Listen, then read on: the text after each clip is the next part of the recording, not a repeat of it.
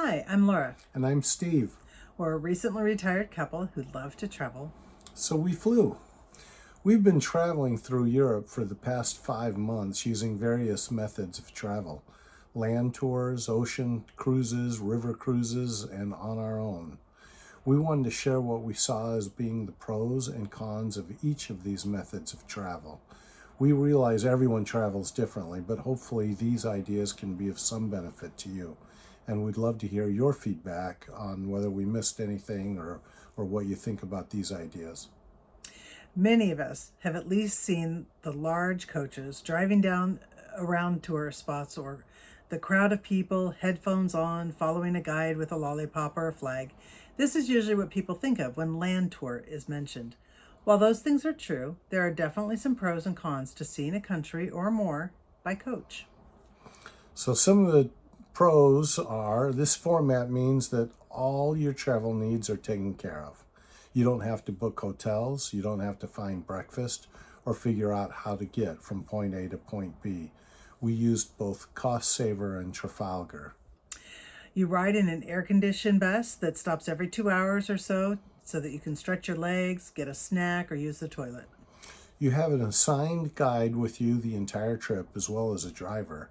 This person tells you more about the country you're visiting and about the sights you'll see as well. Once at the city or location, you'll have a local guide that will share even more information about the area. These guides are usually people that live in that town and can share kind of the inside scoop. Every day usually has an included excursion, and generally there are several optional ones that cost money. So extra fees and money are something that you need to consider. Most days have allowed for some free time in the city center to wander around, get a bite to eat, or just relax and people watch, or even go back to your hotel if you want to. Which we did both. Another pro is just traveling as a group. We've been lucky to have good groups both times. We've traveled by coach. A coach has around 40 people, so it's the smallest of groups of all these things we're going to mention. And so we've been able to develop good friendship over the time. We've met people from Australia and Canada, New Zealand, Malaysia, and of course all over the United States. Often our tour group would get into venues before the general public, which was also a great benefit. But there are some cons. The day starts early. You have to be on the bus with your luggage, usually between 8 and 9 a.m. It can also be exhausting, especially if you go on those optional tours, which can run late in the evening. Along with that, there can be long travel days with stops, but still long travel days. Our longest day began at 7:30 in the morning, and we had one day where we didn't get to our hotel till 8 o'clock, and then we had dinner. We did have stops throughout the day. We saw some hidden gems, but we were glad to get off the bus that day. So definitely one of the cons between a land tour and a cruise is a land tour has to travel during the day while a cruise will travel between cities at night. Tipping is another one. You can add gratuities to your cost up front for the tour guide and the bus driver, but this doesn't include trips for local guides or anything you see, meals that you have. So you do have to have local currency for their tips. Another con is that you're living out of your suitcase for this trip, because the longest time in a hotel is maybe 2 days, but most of the stops are only one night. Hotels are generally outside of the city center because the coaches can't get on the narrow streets. So when you do have spare time, sometimes you're pretty far away from the hotel you're going to stay at, and you have to make those arrangements. Yes, and you can't go wandering around on your own in the evening because there's nowhere to go. Most people, when they think of cruises, picture white sand beaches, warm breezes, and a fruity drink in hand. Ocean cruises can travel to any destination that is reached by an ocean and has a port, so you can see anything from icebergs to volcanoes from a cruise ship. We did 4 cruises on various sized ships, and for between 8 to 17 days. We sailed with Cunard, Celestial, Princess, and Norwegian Cruise Lines. The biggest advantage, my wife says, is unpack one time. Yes. And I have to admit that's an advantage to me as well. Also, you feel pampered on a cruise ship. You don't have to worry about much. There's so much to do on the cruise ship. Meals are included. You can never go hungry on a cruise ship. You can also meet great people on board from all over the world. It takes a little bit more effort than on a land tour, but we've enjoyed chatting with people from all over the world and getting good recommendations for things to do and places to go. Great destinations. These cruise ships, they plan these itineraries very carefully, and you always are going to nice places. There's lots of activities on board, including games and evening shows, trivia games, and other board games with fellow passengers. When it's in port, you can choose whether to get off the ship or stay on board. You don't have to get off. There's also pools and hot tubs and gyms and spas and casinos, and we've taken advantage of the spa on several of the ones we've been on. We've also been on cruise ships that have ice skating rinks, laser tags, VR rooms, daycare, kids and teen hangouts, zip lines and climbing walls. These were all on Royal Caribbean, not one of the ones we did in the last 5 months. New ships keep adding more to do while on board, making the ship itself a destination. And those are all really great and wonderful things. However, there are some cons to traveling on a cruise ship. Depending on the ship, ships can feel crowded, whether it's at full capacity or just a poorly designed ship. This can mean lines for meals and for the popular entertainment and some of the fun things to do on the ship. Back-to-back ports of calls can be exhausting if you want to see everything. We were on a ship that went for 7 days, and every day there was a stop, and that can be quite exhausting. If you're on a ship that has a lot of sea days, that can feel long if you don't really enjoy joining in on the onboard activities provided, or if you have a hard time relaxing. We just forced ourselves sometimes to go do things so we were staying active and having fun. We never really had a problem with that, but that certainly can be an issue for some people. You can feel nickeled and dimed to death paying for drinks and internet packages and premium dining. It seems like they are always trying to sell you something on top of what you've already purchased. Yes. And some cruise lines have dress codes for the main dining room, although you always have the option to eat at the buffet. So if this is an issue for you, check out the cruise line that you're thinking about and see if that is something that they have. More and more cruise lines are moving away from that, but you would hate to book a cruise and then find out that they do have a dress code. The most formal one we saw was Cunard. I did bring a tuxedo for that and wore it and felt at home with the other people.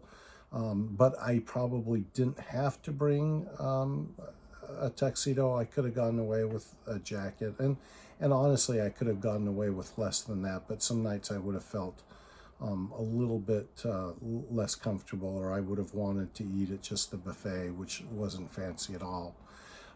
So Cunard is maybe the most restrictive in that regard, but it's still not a big issue, but you should check that out. The other thing is we're currently sailing on Norwegian Cruise Line, and we have not seen a tuxedo or even a suit. So check out your cruise line before you book that tour, that cruise. Port stops tend to be short, 8 to 10 hours, and then you're moving on. So a lot of times, some ports, that's the perfect amount of time, and you finish with that and you get back on the boat and you're like, I don't ever need to go back to that city again.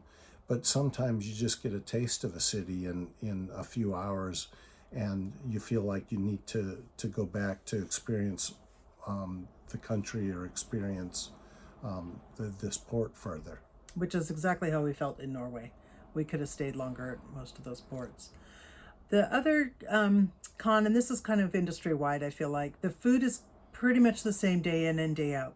The main dining room does offer a different menu every day. They have some staples that they always have in case you don't like any of the the daily offerings. But after a while, the food can kind of feel the same. And because you're on a cruise ship, a lot of times you don't eat in port. And so you kind of miss out on sampling that local cuisine. You kind of have to make an effort to go out and have lunch in the town that you're in. Ship excursions can be expensive. We found Alaska, Norway, Iceland, Greenland to be pretty pricey. There are ways around it by using Get Your Guide and some other methods. But then you have the risk of not getting back by the sail away time. If you go on a cruise excursion, you're always guaranteed to get back on board. A river cruise is kind of a hybrid between a land tour and an ocean cruise. Most of us have seen pictures of the long ships sailing down a beautiful river in Europe. We sailed with the Viking on a Danube river cruise. So our experience is limited on river cruise to really just this one. Some of the pros are the stops are all along a river, meaning it's a great way to see the interior of a country, which you don't get on an ocean cruise. You get to see beautiful countryside all around you, and that is kind of a unique experience right there. You also only unpack once, which is a big deal, especially if you've been unpacking every day. So those are two of the pros. Viking always includes one included excursion, and they also have a number of optional excursions very similar to a land cruise, which is different from the ocean cruises that we've been on. And they also can have 2 ports in a day, which is a little bit different than an ocean cruise. Sometimes it's just a short stop for a couple of hours, but that is something that's a little different. There generally are not sea days unless it's a way to best see something. So we went through several locks on the Danube River. The largest one we did during the day, and it was fascinating to watch the locks open and close and our ship go through. And then we also sailed through the Iron Gate during the day because that's best seen from the river. The ships are much smaller than ocean cruises. We had 179 guests on board. So it's bigger than a bus tour of 40 people, but smaller than most ocean cruises that generally have well over 1,000 people. So you can get to know people on a river cruise in between those two. Easier than an ocean cruise, but a little more difficult than a bus tour. Yeah, we made some great friends on our Viking cruise. The meals are all served at set times and at a shared table, which also gives everybody a chance to get to know each other better, which I really liked. Also, there are no kids allowed. The average age on our cruise was 77. This may be a pro or a con, depending on how you feel about it. Sailing down a river is very peaceful. In the evening, everyone would gather and have a drink in the lounge and visit with the other guests. But there are some cons. A river cruise can be tiring if you do all the excursions. In some ways, it is like a land tour in that. So if you choose to do the excursions, you can be going from the time you get up until the time you go to bed, and that can be tiring.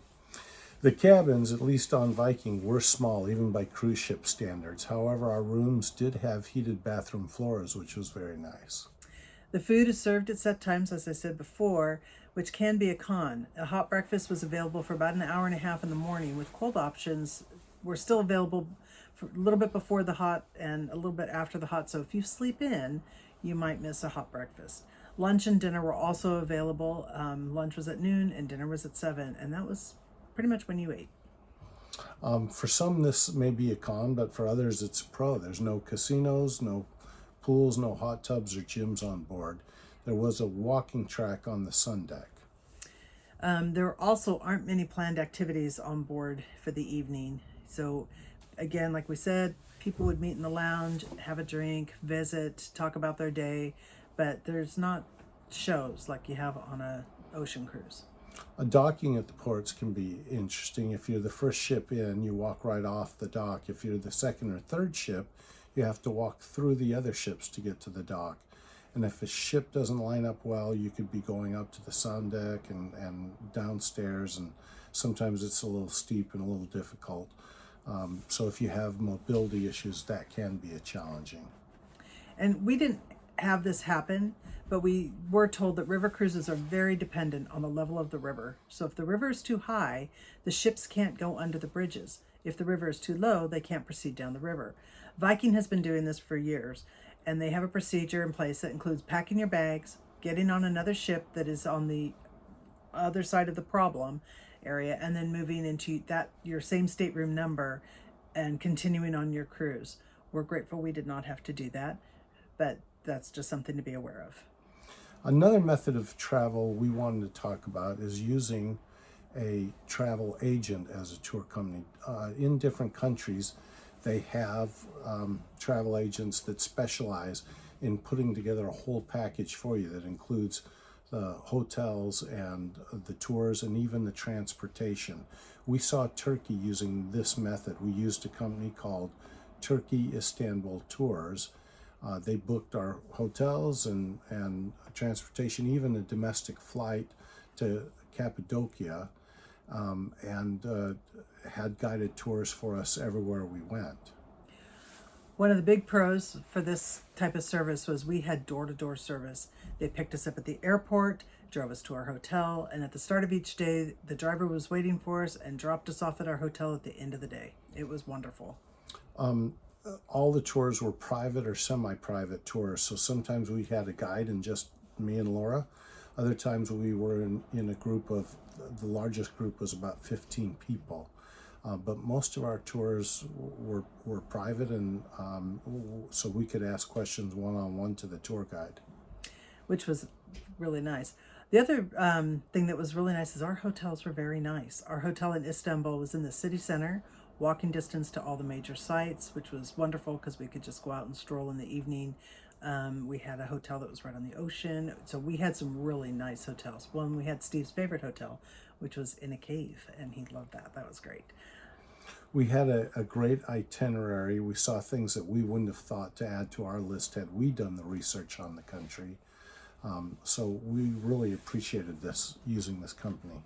Yeah, it was a great itinerary. The other thing that was really nice, because we were a little nervous about not having a person that we could talk to, but they were always available through WhatsApp. And like I said, we got a text from them the night before saying your guide will meet you in the lobby of the hotel at this time, and the guide was always there at that time. If we had any issues or concerns, like we got sick one day and had to cancel, we just messaged them through WhatsApp and it was taken care of. So there was that was really nice for that peace of mind.